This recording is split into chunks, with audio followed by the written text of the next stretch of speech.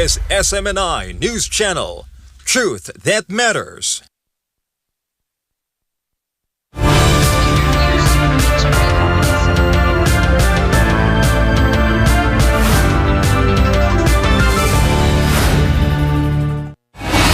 In the headlines, European leaders are gathering in London for an emergency security summit with Vladimir Zelensky joining Keir Starmer, Emmanuel Macron, and Friedrich Merz for talks on defense and regional security. President Vladimir Putin has rejected a peace overture from Vladimir Zelensky, with the Kremlin calling Kiev's proposal insolent and unacceptable. Armenian Prime Minister Nikol Pashinyan has claimed election victory, saying his party won enough support to form a single-party government. North Korean leader Kim Jong-un has inspected a major munitions facility as Pyongyang continues to expand military production under its defense modernization drive. Chinese and Mongolian forces have launched large-scale joint exercises featuring drones and advanced ground robotics in a showcase of modern combat capabilities. And back home, a magnitude 7.8 earthquake off Sarangani has triggered tsunami warnings across parts of Mindanao, with authorities reporting deaths, building collapses, and a full government response.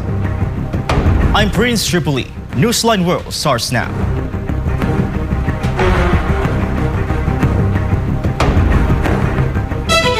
For our first story, an emergency security summit is underway in London. Ukrainian President Vladimir Zelensky has joined British Prime Minister Keir Starmer, French President Emmanuel Macron, and German Chancellor Friedrich Merz. Carlo de la Peña reports. At the steps of number 10 Downing Street, Prime Minister Keir Starmer first welcomed French President Emmanuel Macron and German Chancellor Friedrich Merz to the residence before Ukrainian President Volodymyr Zelensky arrived to join the tight-knit European coalition. The leaders paused briefly to pose for an official group portrait at the entrance of Downing Street before moving behind closed doors to commence their emergency security agenda.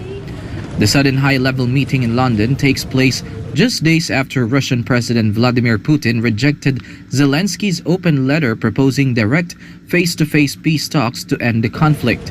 The urgent gathering also comes at a highly critical time for the continent, as European governments scramble to lock in long-term military, financial, and political support for Ukraine. The ongoing conflict has now crossed more than 4 years since the conflict broke out in February 2022. Known diplomatically as the E3, Britain, France, and Germany represent Ukraine's most influential and powerful European backers. Reporting for Newsline World, this has been Carlo de la Peña, SMNI News. No deal and no meeting. Russian President Vladimir Putin is completely dismissing a direct peace talk offer from Ukrainian leader Vladimir Zelensky. Putin says a newly published open letter from Kyiv makes negotiations totally impossible, along the proposal, quote, insolent. Let's look at the breakdown. The geopolitical standoff between Moscow and Kyiv has intensified following an open letter published on the Ukrainian presidential website. The document directly challenged the Russian president to face-to-face negotiations to end the ongoing war, while labeling the conflict as Putin's personal choice. Putin fired back. He claims the text is less about diplomacy and more about personal insults. The letter explicitly warns that Russian government demise is coming and even brings up Putin's age. It also notes that most Ukrainians would support drone strikes hitting the very economic forum where Putin was speaking. Putin's response? He calls the letter a deliberate attempt to block any real peace track. He also sees no point in meeting Zelensky, adding that the document has some rude remarks. Пока не вижу смысла, не на Валдае. Вернулся, я с ним встретился. Ну, кроме всякой шелухи, самое главное, господин Зеленский просил о встрече. Я говорю, я никогда не отказывался. Но встречаться, как у нас говорят, из пустого в порожнее перекладывать, я знаю, я проходил это. Вот там ссылка, по-моему, есть на Минские соглашения. Но мы занимались всю ночь Минские соглашения формулировали. А потом выяснилось устами первых лиц Федеративной Республики Германии и Франции, нам было заявлено, что это была просто пустая история. Это все Минские соглашения посвящены были только одному – выиграть время для того, чтобы перевооружить Украину. Ну зачем нам такие соглашения? Ну так вот, я говорю, я не вижу смысла встречаться. Смысл только для украинской стороны остановить наступление наших вооруженных сил. Вот и все. А нам нужны договоренности. The 73-year-old Russian leader also addressed jabs about his time in office, arguing that competency and performance matter more than numbers. Это на самом деле, безусловно, важно, но главное это не возраст, главное дееспособность и работоспособность. И некоторые мои коллеги, которые, повторяю, постарше, но они демонстрируют достаточную энергию. Хорошо они делают, плохо, это другое, это оценка политического характера, но в целом работают активно. Теперь обратил внимание на время пребывания у власти на выборных должностях. Then he turned the political heat back on Kyiv. Putin says keeping power outside the constitution is, quote, usurpation. Это важный вопрос, конечно. Но на выборы надо идти. Надо идти, не бояться идти на выборы и действовать всегда в рамках основного закона. Потому что если удерживать власть вне рамок Конституции, это называется узурпация власти. Это уголовное преступление. Поэтому не надо бояться. That is a direct shot at Zelensky's status. Moscow has repeatedly called the Ukrainian president illegitimate since his term expired in May 2024 without a new election. Zelensky claimed Western backers pressured him to hold a vote just to oust him. But Moscow says it changes the diplomatic calculus entirely. Meanwhile, Zelensky responded to Putin's remarks. Слабка відповідь. Він просто не хоче закінчувати війну. Значить, грошей у Росії має стати менше, а тиску на Росію більше. On top of the political gridlock, the physical terms for peace remain miles apart. Zelensky wants a total ceasefire before anyone sits down and refuses to give up an inch of land. Moscow, meanwhile, insists Kyiv must recognize the Donbas region as Russian territory and commit to total neutrality. The Kremlin says Zelensky is always welcome to fly to Moscow to talk and offer the Ukrainian leader flatly rejected in his text. For God of my country, the Philippines, reporting for Newsline World, this has been Paul Montibon, SMNI News. Russian presidential aide Yuri Ushakov says Moscow maintains both open and private channels of communication with Ukraine. The comments were reported by TASS from an interview aired Sunday on the Russian television program Vesti. Omar Fuswell has the details. Kremlin aide Yuri Ushakov has commented on statements made by Russian President Vladimir Putin at the St. Petersburg International Economic Forum on June 5th. During his speech at the forum's plenary session, Putin revealed that a Russian businessman had traveled to Kyiv to meet with Ukrainian President Volodymyr Zelensky. According to Putin, the businessman is someone he has known for a very long time, and while they do not share close ties, he trusts him as a decent person. The businessman explicitly informed the Russian president of the upcoming trip to ensure transparency, noting that the visit would likely involve issues tied directly to bilateral relations between the two countries. Putin stated that he told the businessman he could not authorize him for anything or send him in any official capacity, maintaining that such matters must be handled strictly by trained professionals from the foreign ministry.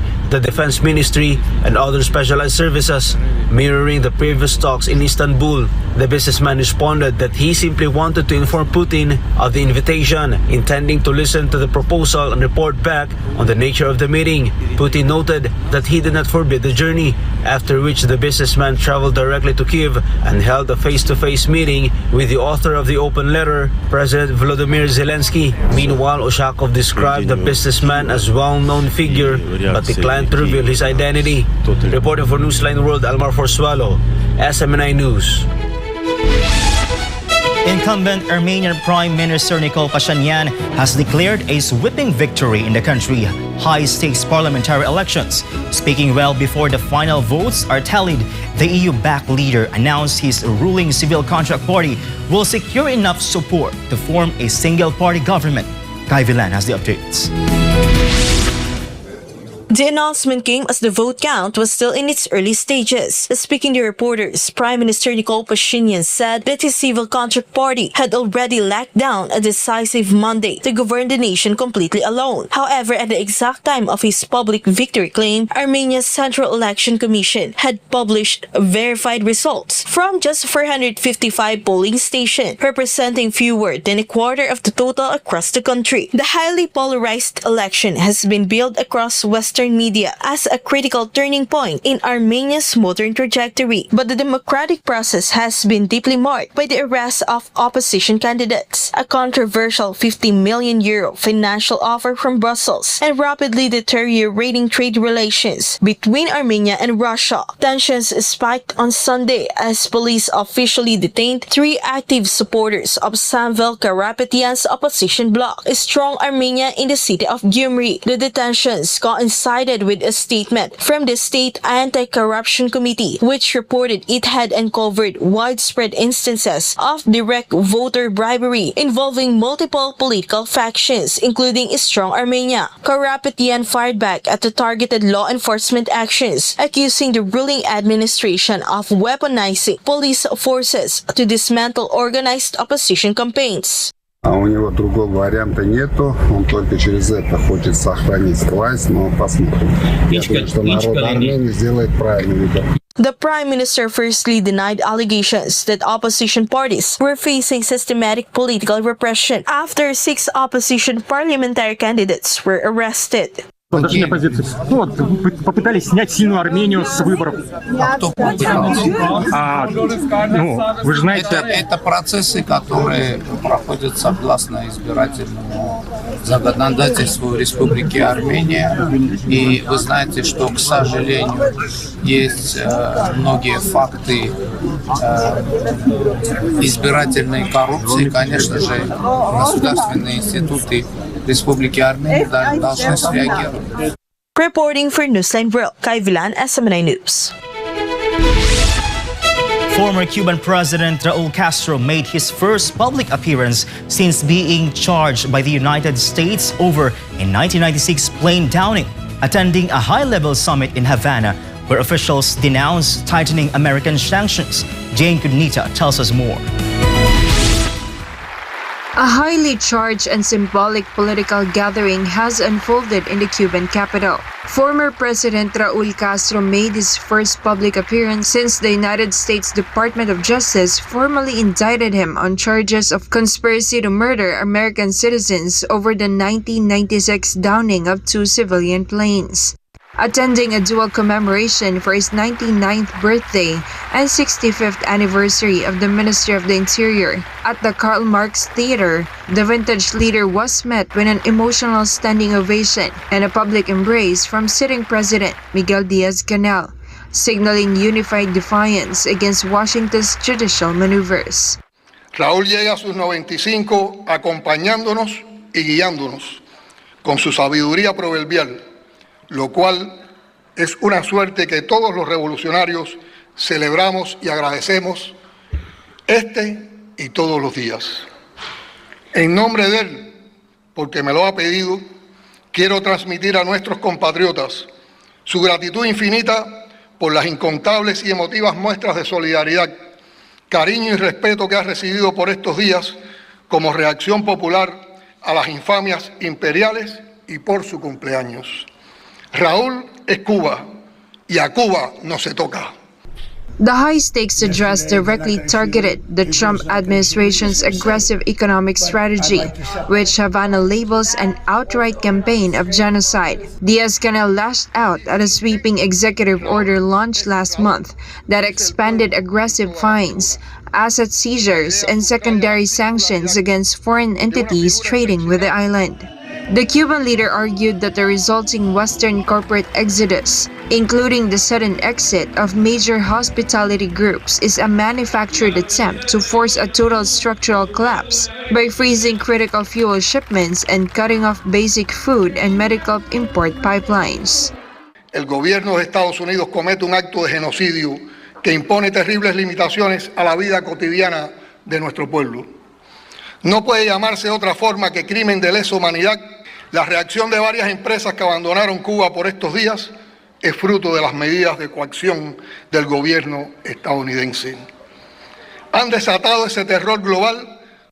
Diaz-Canel concluded by fiercely defending GAE, the state's military-aligned business management conglomerate, claiming Washington's continuous criminalization of the commercial system lacks any empirical proof and is designed purely to shatter Cuba's primary economic defense mechanisms. This has been Jane Cogniter, Global Citizen correspondent reporting for Newsline World. Up next, North Korean leader Kim Jong-un has inspected a major munitions facility as Pyongyang continues to expand military production under its defense modernization drive. Chinese and Mongolian forces have launched large-scale joint exercises featuring drones and advanced ground robotics in a showcase of modern combat capabilities. And in Mindanao, a magnitude 7.8 earthquake off Sarangani has triggered tsunami warnings across parts of Mindanao, with authorities reporting deaths, building collapses, and a full government response. More news when Newsline World returns.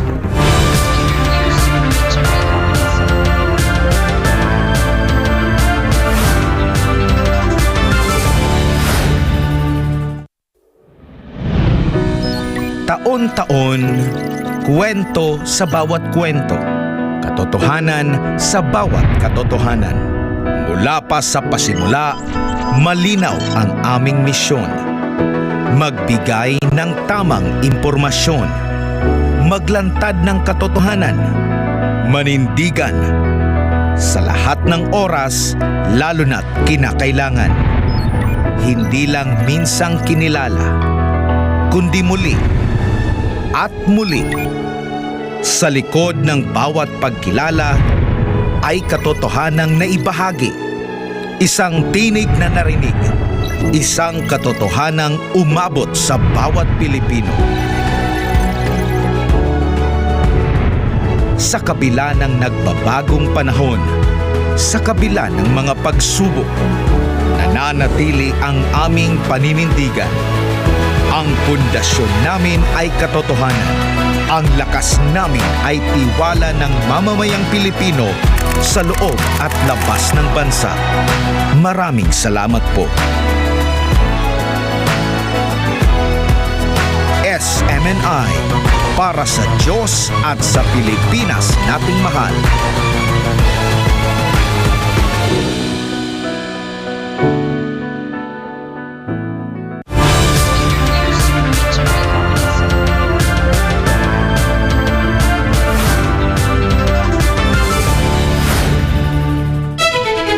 Back, Supreme Leader of the Democratic People's Republic of Korea, Kim Jong-un, has insisted a major munitions industrial enterprise.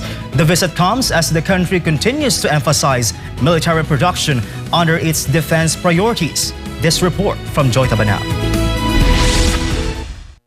The details of the visit were made public through state media channels over the weekend. Still images released by the Korean Central News Agency on Sunday show Kim Jong-un walking along production lines and examining munitions inside a weapons factory. The exact date and location of the images could not be independently verified. This latest visit comes as the DPRK has intensified efforts in recent years to expand and modernize its weapons manufacturing capabilities. According to state media, these inspections are meant to improve war readiness and strengthen military power. The on-site factory inspection follows developments from earlier this year. In May, Kim Jong-un urged the rapid modernization of weapons production to meet the demands of the National Armed Forces as he inspected several munitions factories. These recent tours comes as the DPRK continues its implementation of the 5-year Defense Development Plan, which spans from 2026 to 2030. The national defense plans remain centered on expanding the country's nuclear and missile capabilities. This has been Joy Debanao, your global citizen correspondent reporting for Newsline World. A major display of modern warfare capabilities in East Asia, Chinese and Mongolian troops have commenced joint exercises in Inner Mongolia. The high-tech drills are putting unmanned aerial systems and cutting-edge ground robotics to the test. Verhil Parba has the breakdown. The intensive week-long bilateral training exercises unfolded across the rugged terrain of northern China. This year's maneuvers featured a complex live-fire combat scenario, simulating high-coordinated operations to clear out illegal armed groups. During the tactical exercises, integrated Chinese and Mongolian forces successfully executed joint reconnaissance missions utilizing a network of aerial drones. The forces also deployed unmanned ground vehicles known as robotic wolves, highly specialized platforms engineered to navigate complex terrain and deliver automated fire support. The joint operations relied on real-time communication networks to synchronize the movements of advanced weaponry on the ground. Military command structures from both nations work in close alignment to process tactical data from the front line. The step partner drills were first established back in 2024. Since their inception, the maneuvers have evolved into a critical, recurring bilateral training exercise between Beijing and Ulaanbaatar. Defense analysts state the expanding drills reflected deepening bilateral cooperation in regional security, while signaling a clear shift toward integrating unmanned robotic systems into modern battlefield doctrines. This has been Verhil Parba, your global citizen correspondent, reporting for Newsline World. A powerful earthquake has struck off the coast of Mindanao in the southern Philippines, causing buildings to collapse and triggering widespread tsunami warnings across several countries. Police have confirmed at least 3 deaths and 5 injuries as emergency teams deployed to the disaster zone. The violent tremor struck off the coast of General Santos City, located on the main southern Philippine island of Mindanao. Videos and images emerging from the impact zone show structures completely collapsing under the force of the shaking. In one clip, a branch of the popular Jollibee fast food restaurant is seen crumbling entirely to the ground.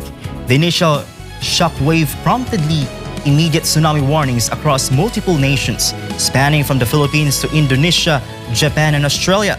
While some of those coastal warnings have since been lifted, the U.S. Geological Survey recorded tsunami waves ranging from 3 centimeters to 0.8 meters hitting shores in Palau, Indonesia, in the Davao region of the Philippines.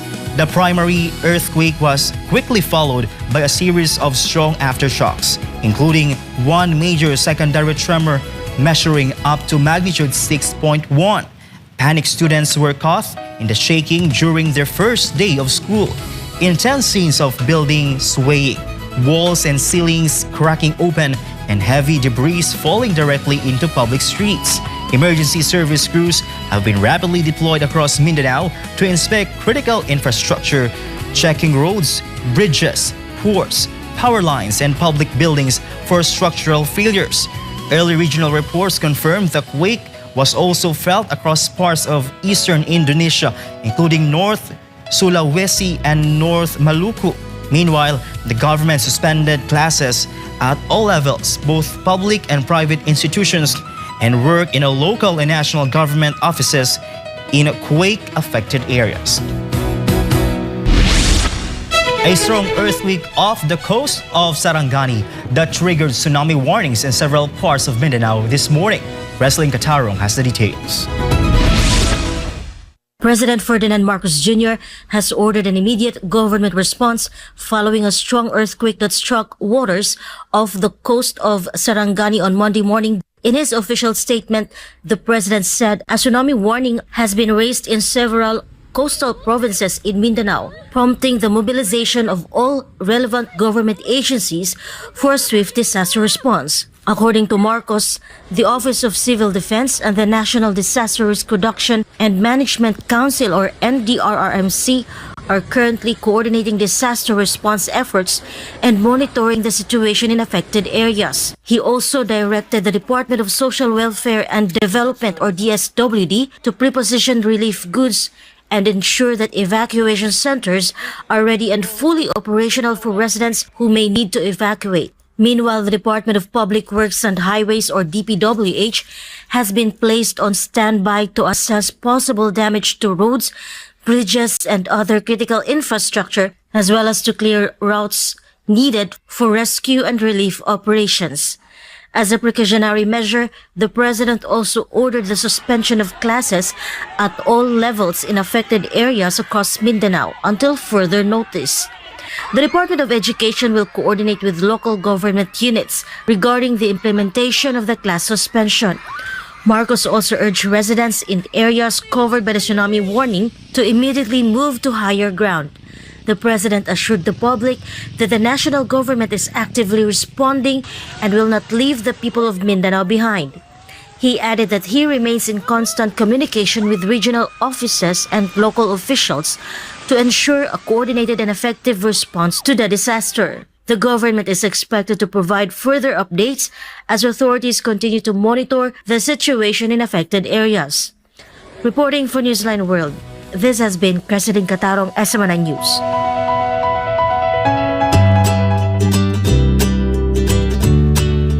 Let's talk about fruit heist.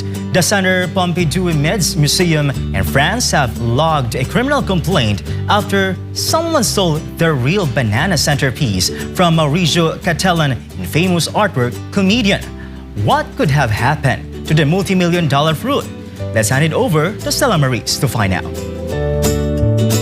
A literal fruit heist took place at France's famous Centre Pompidou Met. A security guard noticed the centerpiece fruit had vanished on Saturday afternoon during the museum's Endless Sunday exhibition. Despite the artwork's conceptual nature and past history of public consumption, museum officials expressed that the stealthy heist crossed a line, calling it a violation of respect due to the exhibited works. Because the thief slipped away without claiming the act as a performance, the institution filed a formal complaint against persons unknown with local authorities. The theft did not cause any irreversible damage or financial ruin to the installation. True to the exact protocol established by the Italian visual artist, museum staff simply purchased a fresh grocery store banana and taped it back to the wall, quickly restoring the display to its original presentation. Comedian has sparked global controversy and intense debate about the value of contemporary art ever since it debuted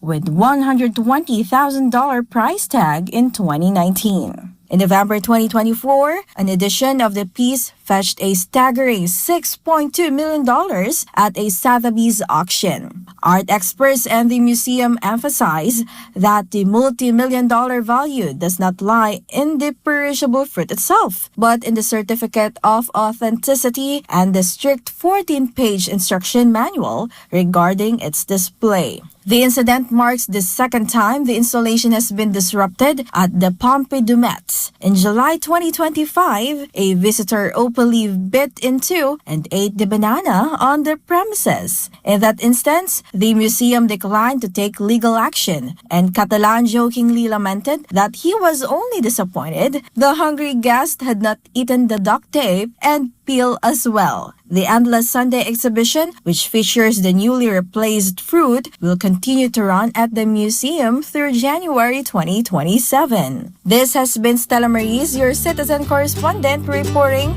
for Newsline World.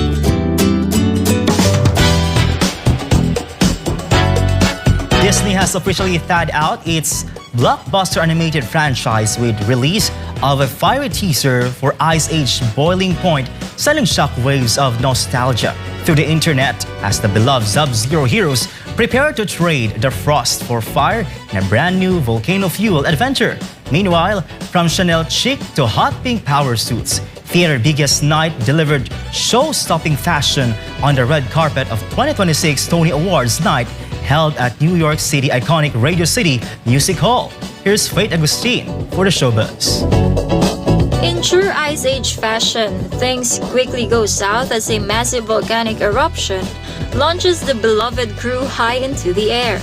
The upcoming film is described as a dinosaur and lava-filled madcap adventure that will force the herd to explore never-before-seen treacherous corners of the iconic Lost World. Adding to the hype, the franchise's original star-studded voice cast is officially returning to the recording booth, including Ray Romano as Manny, Dennis Leary as Diego, John Leguizamo as Sid, Simon Pegg as Buck, and Queen Latifah as Ellie. This upcoming entry marks the sixth installment in a powerhouse franchise that first kicked off in 2002. The original Ice Age that introduced audiences to the unlikely trio of a mammoth, a loquacious sloth, and a saber-toothed tiger rescuing a human baby, raking in over $383 million globally. Over the next 14 years, the franchise grew to include 4 massive sequels: The Meltdown in 2006, Dawn of the Dinosaurs in 2009, Continental Drift in 2012, and the latest theatrical release, Collision Course, in 2016 that pulled in a cool $408.5 million worldwide. Now, after a 10-year break, the temperature is officially rising. Ice Age Boiling Point is scheduled to hit theaters in February 2027. On Sunday night, the 2026 Tony Awards, hosted by singer-songwriter Pink, celebrated the finest productions and performers of the Broadway season. But before the big prizes were handed out and the massive musical numbers took the stage, stars brought their own theatrical finery to the red carpet. The cast of the hit play Oh Mary turned the red carpet into their personal runway when Maya Rudolph opted for an elegant Chanel frock featuring a stunning bejeweled neckline straight from the label's Fall 2026 runway, while Cole Escola turned heads in a vibrant hot pink satiny power suit designed by Christopher John Rogers. The stylish duo even paused to pose for photos together, creating one of the night's most memorable fashion moments. The night was also filled with distinct style statements that kept the fashion crowds buzzing, as Sarah Paulson shined in a striking pink, white, and red earthen frock, which featured dramatic cascading bows at the shoulders, while Aubrey Plaza delivered a refined and beautiful maternity moment, cradling her bump in a sleek, elegant Chanel dress. The man of Broadway certainly didn't play it safe this year when Leslie Odom Jr. showed off his style credentials in a cool tailored public school getup, cleverly subverting a classic draper suit by pairing it with a bold red bomber jacket. Meanwhile, Every Brilliant Thing nominee Daniel Radcliffe won the award for the freshest color choice of the night, stepping out in a sharp sky blue Todd Snyder suit that perfectly captured the high-energy spirit of the evening. And that's all for now. This has been Faith Agustin, your global citizen correspondent, bringing you the latest show buzz.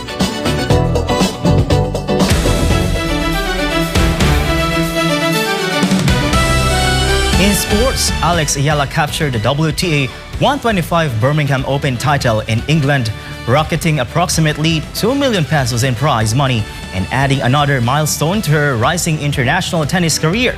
Meanwhile, Golden Tempo delivered another standout performance, surging to victory in the 1958 Benton Stakes to play in the final leg of horse racing prestigious Triple Crown Series. Caro de la Peña tells us more. Ayala claimed her first professional grass court championship after rallying past Czech player Nikola Bartenkova in score 5-7, 6-3, 7-5 in a hard-fought final. The victory earned Filipina $33,650 and marked the second WTA 125 title of her career following her triumph at the Guadalajara Open last year. The win was another significant milestone for Ayala, who displayed resilience throughout the tournament and successfully adapted to the grass court surface ahead of the Wimbledon season. Her Birmingham campaign further strengthened her growing reputation on the international circuit. Ayala also snapped a long-standing struggle against Czech opponents, securing her first victory over a player from the Czech Republic after losing her previous 13 professional matches against Czech competitors. Meanwhile, with jockey Jose Ortiz aboard, Golden Tempo produced a powerful late charge at Saratoga Racecourse to defeat Commandment and secure the prestigious victory. The triumph came 5 weeks after his Kentucky Derby success, further cementing his status as one of the top thoroughbreds in racing. The win also marked another historic achievement for trainer Cherie DeVos, who became the first woman to capture multiple Triple Crown races. DeVos had already made history earlier this year by becoming the first female trainer to win the Kentucky Derby. Golden Tempo completed the 1 1/4 mile race in 2:03.49 and proved strongest in the field of 9 horses. The victory gave Ortiz his second Belmont Stakes title and provided a memorable farewell to Saratoga, which hosted the race for a third and final consecutive year before its planned return to Belmont Park next season. Reporting for Newsline World, this has been Carlo De La Peña bringing you the latest sports news. And before we end, may you be inspired with the words of the song.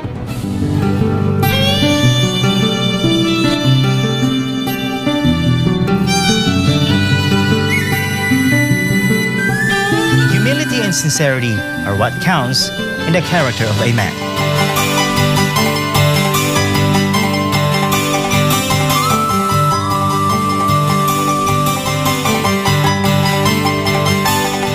And that's all for this edition of Newsline World.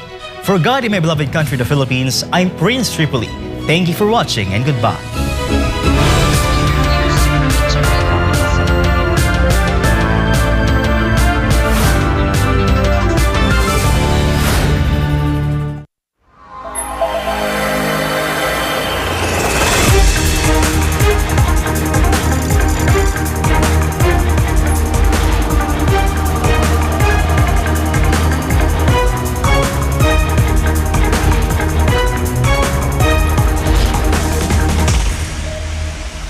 This is SMNI News Channel. Truth that matters.